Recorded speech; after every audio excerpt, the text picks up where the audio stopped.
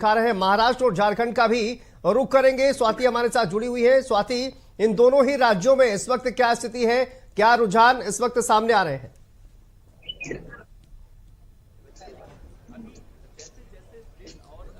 देखिए शांतनु, जो शुरुआती रुझान आ रहे हैं उसमें झारखंड में एनडीए इस वक्त स्वाति वापस आएंगे इस वक्त, लेकिन बड़ी खबर एक बार अपडेट दे दें। झारखंड में 6 सीटों पर एनडीए आगे चल रहा है। महाराष्ट्र में 3 सीट पर इंडिया गठबंधन इस वक्त बढ़त बनाए हुए है।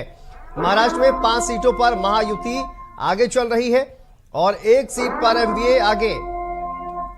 ये देखिए, झारखंड में 6 सीटों पर एनडीए आगे चल रहा है। तो ये अपडेट इस वक्त सामने आ रहा है। स्वाति से अपडेट देते हैं। स्वाति, बताइए क्या कुछ जानकारी है?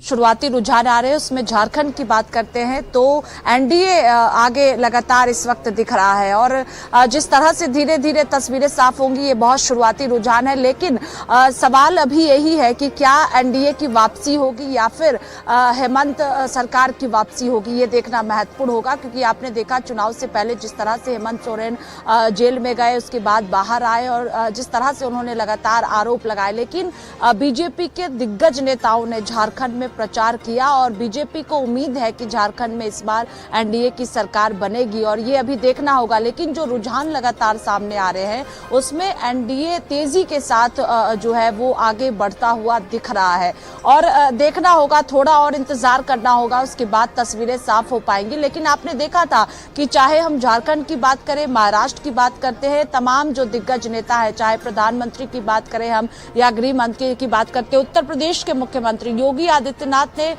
इन दोनों राज्यों में भी प्रचार किया है। तो बीजेपी को उम्मीद इन दोनों राज्यों से है। अब देखना होगा कि किस तरह से नतीजे यहां पर आते हैं, क्योंकि इससे पहले हरियाणा के रिजल्ट आए हैं, जम्मू कश्मीर के नतीजे सामने आए थे, उसमें देखा गया कि किस तरह से हरियाणा में भारतीय जनता पार्टी की जीत हुई और पार्टी को दोनों राज्यों से उम्मीद है और खासतौर पर उत्तर प्रदेश से भी उम्मीदें टिकी हुई है कि 9 सीटों पर जो नतीजे आज आएंगे उसमें ज्यादा से ज्यादा सीटें भारतीय जनता पार्टी के पक्ष में आए, जिससे एक मैसेज विपक्षी पार्टियों में दिया जाए। क्योंकि विधानसभा का चुनाव भी होना है तो उत्तर प्रदेश उपचुनाव पर ज्यादा नजरें जो है वो टिकी हुई है पार्टी की, क्योंकि नुकसान भारतीय जनता पार्टी को लोकसभा चुनाव में हुआ था और इसी वजह से खूब मंथन दिल्ली में उत्तर प्रदेश को लेकर किया गया था। जबकि आप समझिए कि उपचुनाव है, लेकिन जिस तरह से लोकसभा चुनाव में नुकसान हुआ उससे पार्टी ने खूब मंथन किया है, उम्मीदवारों के नामों को लेकर किया है और उम्मीद झारखंड, महाराष्ट्र के साथ साथ उत्तर प्रदेश में जो उपचुनाव हुए हैं,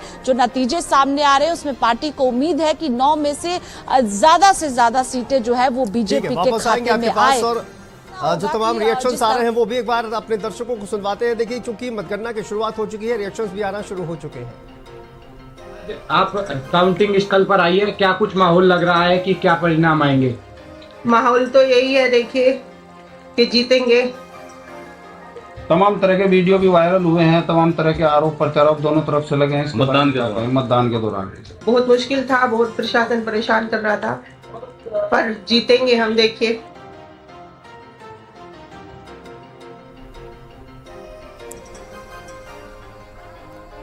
चलिए आगे बढ़ते हैं। इस बीच बड़ी खबर सामने आ रही है। मीरापुर सीट से आरएलडी प्रत्याशी मिथिलेश पाल इस वक्त आगे चल रही हैं। फूलपुर से बीजेपी प्रत्याशी दीपक पटेल आगे चल रहे हैं। तो ये बड़ी खबर उत्तर प्रदेश उपचुनावों से जुड़ी हुई। मीरापुर और फूलपुर से ये अपडेट सामने आ रही है। शुरुआती रुझान, पोस्टल बैलेट की गिनती शुरू हो चुकी है, जिससे शुरुआती रुझान सामने आ रहे हैं। यहां पर फूलपुर से बीजेपी प्रत्याशी दीपक पटेल बढ़त बनाए हुए हैं, तो वहीं पर मीरापुर सीट से आरएलडी के प्रत्याशी मिथिलेश पाल इस वक्त बढ़त बनाए हुए हैं।